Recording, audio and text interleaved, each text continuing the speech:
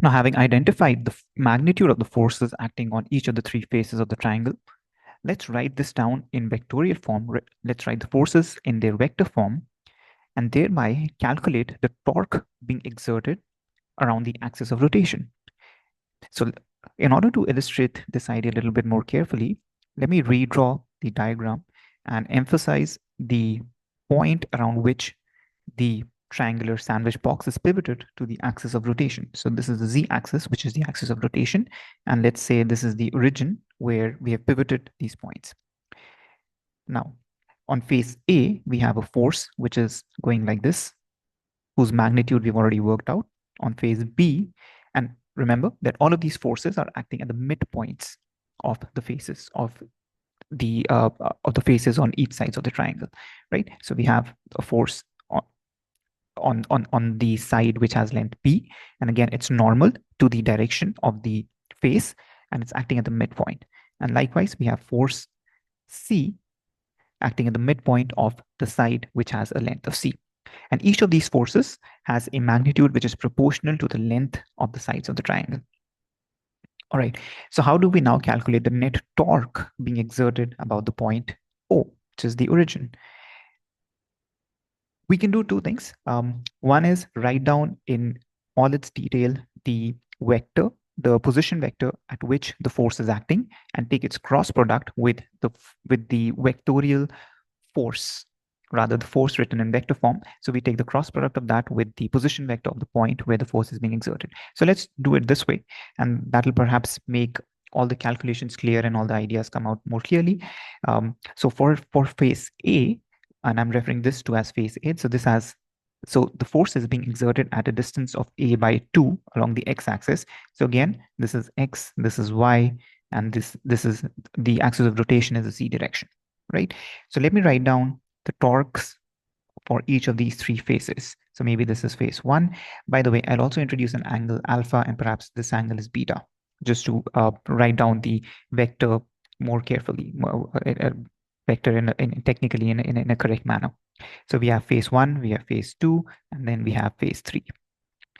All right, so the position vector where the force is being exerted on side A. So let's write down the torque being exerted by this particular force. So the position vector is A by 2, which is pointing in the I direction. So that's the unit normal vector. That's the unit vector along the x-axis.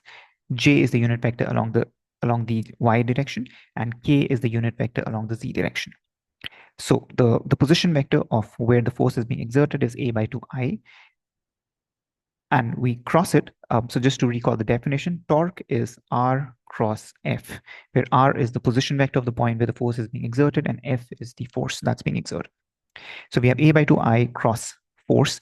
Now the force is FA, whose magnitude we know is PA. So I'll just write down PA. So the force is PA, but this is pointing in the minus J direction. So it's minus J, right? So if I combine each of these, the net torque is PA squared by 2.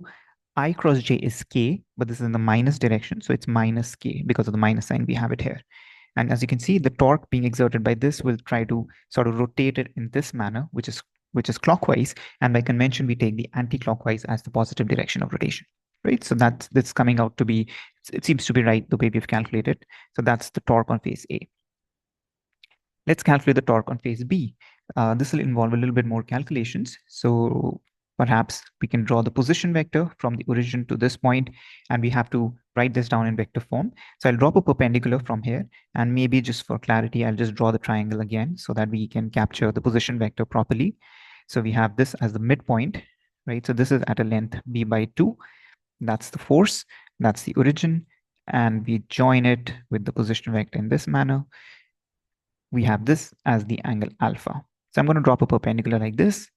Now we know the length of this side of the triangle is A. That's the total length. And if I subtract off this length, I will get the x coordinate of this particular point, right? And we know this angle alpha. So from here, we can calculate the y coordinate. So let's do that.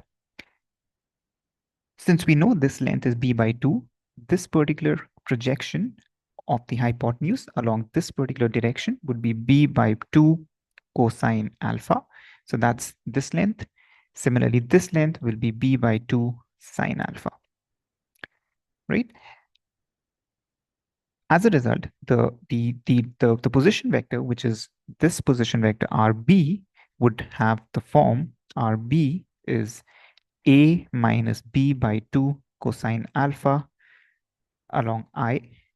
A, so that's a minus b by 2 cosine alpha. So that's this that's the x coordinate up to this point, plus b by 2 sine alpha along j. So that's the position vector of the point where the force is being exerted. Now the force being exerted, force B, also has a vector character. So let's write that down in vector form. So again, I'll declutter it and maybe make the drawing again for you. So we have, that's the triangle yet again. And we are at this point, and the force is normal to this side of the triangle. We can drop a perpendicular. We know this angle is alpha. So how does that enable us to help figure out what's the direction of the force? Well, if this angle is alpha and this is 90 minus alpha, but this is perpendicular to this. So therefore this is alpha, therefore this is 90 minus alpha. So we know the magnitude of this force B, right? That's again proportional to the length of the side. And so we can write down the x coordinate and the y coordinate of this force. So force along B, the vector force B would be mod of FB. So mod of FB cosine 90 minus alpha, that's sine alpha along the I direction, plus mod of FB cosine alpha along the j direction. But we know what mod of FB is, and that's just PB. So this is PB sine alpha along I plus PB cosine alpha along j. That's the vector force acting on face which has a side of length b. Now we need to take the cross product of these two. So in order to do this properly, let me just write this down in its determinant form, which we've looked at before. And again, I'll put a link to the video where we have discussed this. So we have RB cross FB, and then we can write down the unit vectors along the three directions, I, J, K. Then the first is A minus B by 2 cosine alpha. This is B by 2 sine alpha. This one is 0. Similarly, the force is PB sine alpha and PB cosine alpha 0.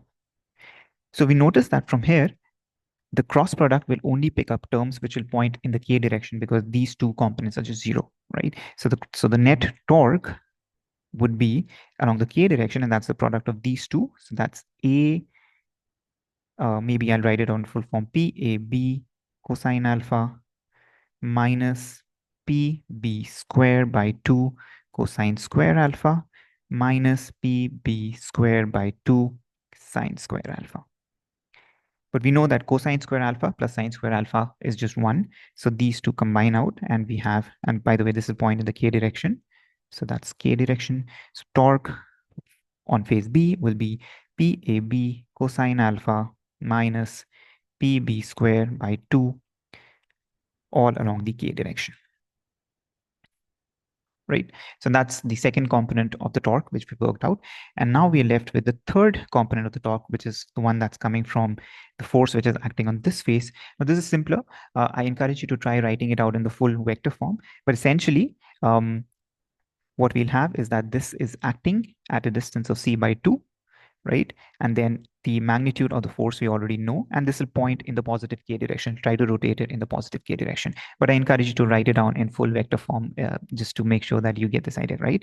So the net torque by phase C would just be the magnitude Fc times c over 2 along the k direction. And so that'll just be Pc squared by 2 along the k direction, right?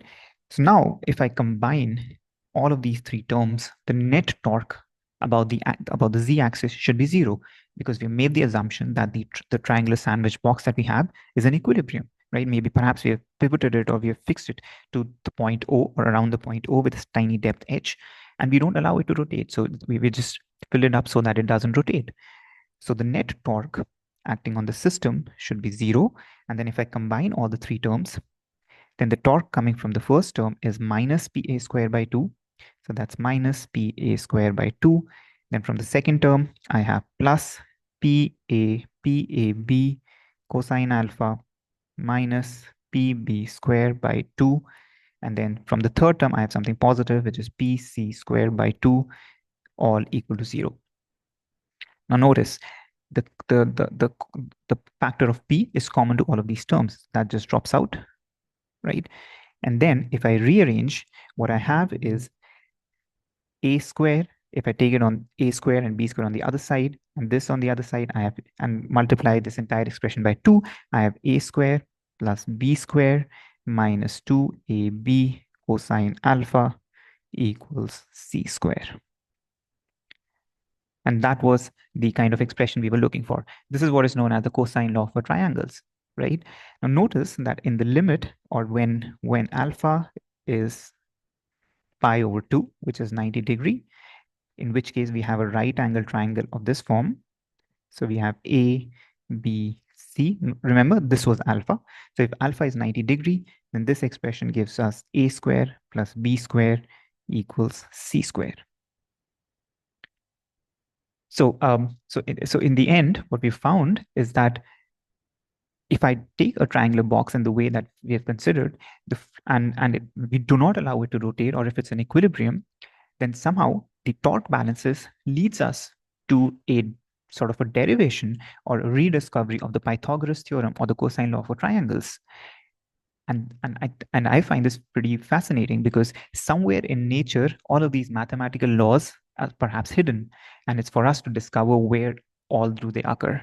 So hopefully you found this video interesting. We'll make more such sort of videos exploring different aspects of nature and how they combine with mathematics. If you like our content, do subscribe, do visit www.dsigma.in. Do give us your critical comments so that we can improve, we can bring more quality content for you. Thanks for watching. Hope to catch you soon.